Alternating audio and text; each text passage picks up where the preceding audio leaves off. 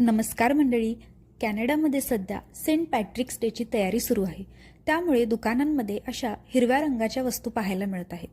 आयर्लंडच्या लाडक्या सेंट पॅट्रिक्स या संताची पुण्यतिथी 17 मार्चला असते. हा दिवस आयरिश लोकांसाठी एका मोठ्या सणापेक्षा कमी नाही. सर्वत्र पसरलेल्या हिरव्या रंगामुळे आयर्लंड पाचूचे बेट म्हणून प्रसिद्ध आहे. त्यामुळे हिरवा रंग म्हणजे आयर्लंड असं याचं समीकरण आहे. कुठलाही मोठा सण किंवा खास दिवस कॅनडामध्ये परेडशिवाय साजरा होत नाही. त्यामुळे आयरिश लोक परेडमध्ये हिरव्या रंगाचा पेहराव करतात. कपडे, ज्वेलरी, बॅग, शूज, हिरव्या रंगाचे कुकीज, ग्रीटिंग्स, हॅट्स असं संपूर्ण हिरवा रंग वापरून लोक या परेडमध्ये सहभागी होतात आणि आपली संस्कृती दाखवतात.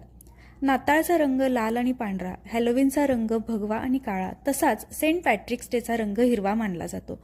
त्यामुळे इथे सेंट पॅट्रिक्स डेच्या दिवशी सर्वत्र हिरव्या रंगाचा वापर केला जातो.